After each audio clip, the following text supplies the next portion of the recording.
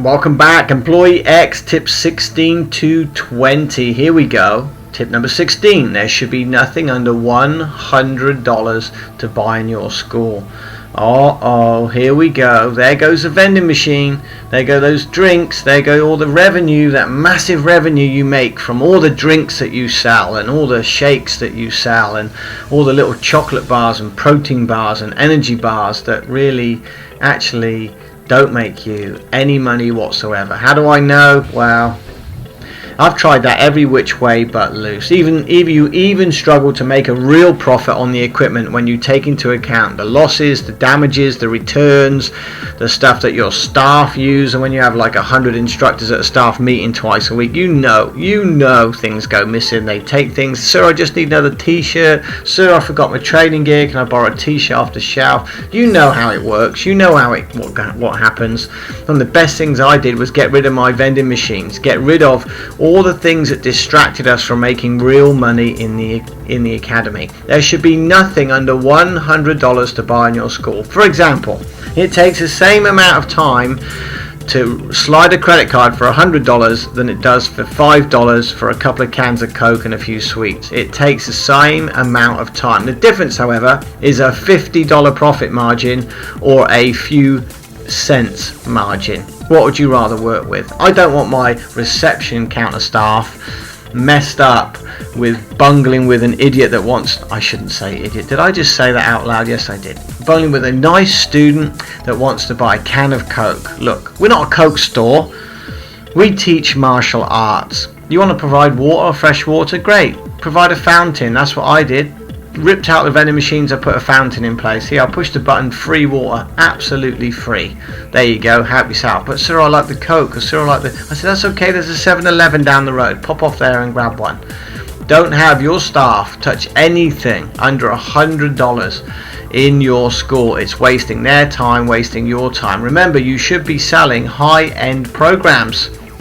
Anything from $5,000 to $10,000 to $20,000 for these programs. Why would you have them mess around with a $1 item, a 50-cent item? It takes the same time. Don't have them touch it. Get rid of everything under $100 to buy in your school. Tip number 17.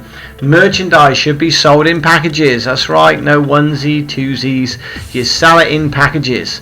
You bundle these items together that they need for their individual programs and you sell them as a package. There's a sidebar here. A great tip that you could do that I've seen done before is that people include the cost of a package or the basic package in their initial down payment, initial deposit. So translation, 100% of people have what they need to start the program, which makes sense to me. However, I always do believe if they can afford a down payment, you can probably get them to pay an additional fee for merchandise. But they need it. You go boxing, you need a pair of boxing gloves, right?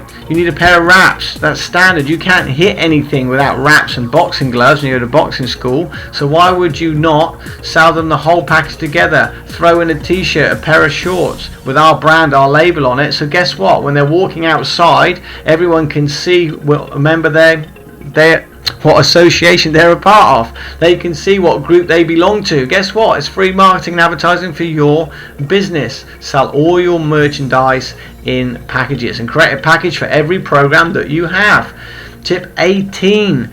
The merchandise packages should be sold at the time of their enrollment to the program. In other words, Johnny's just signed to the leadership program. That's when he should be sold the leadership equipment. If it's weapons, if it's the uniform, whatever he needs or she needs, at that point should be on hand for them to purchase. Even if it's not on hand, they should still be sold it. Show them it in a catalogue so then you can take their money and order it for them. Yes, I have done that before. Remember, I came from very, very humble beginnings. Money was tight. You got to do what's necessary to ensure your success without questioning your level of integrity. Tip number 19. Students should only be allowed to wear your safety equipment inside the school. I've seen this so many times. You got people training at the school wearing this brand, wearing that brand, wearing the other brand. No. You train at my school, you'll wear my brand, whatever that brand is, or my brand of choice.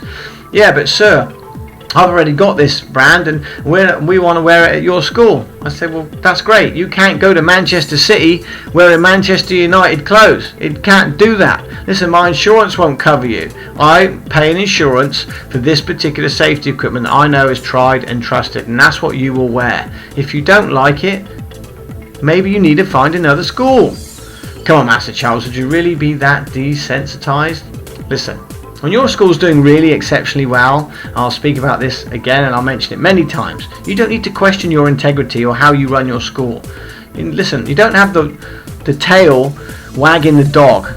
You run your school. It's your school. You make the rules. You run your business how it should be. It's just like, let me see, a democracy, but whatever you say goes. That's how it works. You get that one? I hope you got it. Because this is part and parcel of you becoming a leader. Listen, people come to martial arts for lots of things. I believe, personally, they come for leadership, for some guidance in their lives. Not about their relationships, about their spiritual heaven and all that stuff, because I could never have one with that. What I could have one with, though, is how to become a more confident person, how to become more direct, how to know what you want, how to walk effectively, confidently, how to talk effectively, confidently, how to know how to deal with a dangerous situation confidently. Most of the times they don't even start when you're that confident. So think about that, folks.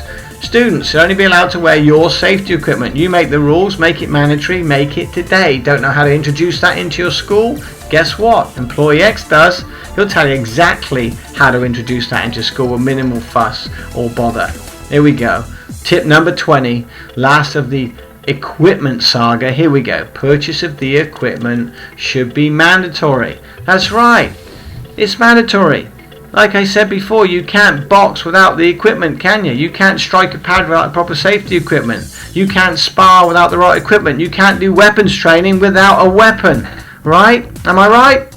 You know I'm right. Yes or yes? That's yes. Good. So now we're on the same page. Purchases of equipment should be mandatory, and it all comes from when you introduce them into the studio and everybody is following the same program and the same routine. You're going to have fun with this, folks, and you truly are going to change the way your academy looks, the way your academy feels, the way it runs, the type of money it generates. Everything will change when you use Employee X, and I mean talking about changing for the better in a good way. Certainly your bank account will change, but aside from that, your students will see you grow and become a leader, somebody who's taking charge, somebody who's an authority, without being rude or ignorant, by just being direct and being in control of your business and your finances. Hope that's enough. Again, I'm not here to make you wrong. I'm not here to make you right. I'm here to make you rich and successful without compromising your standards. You want to do, employ the man today. We'll catch you on the very next training. Good luck.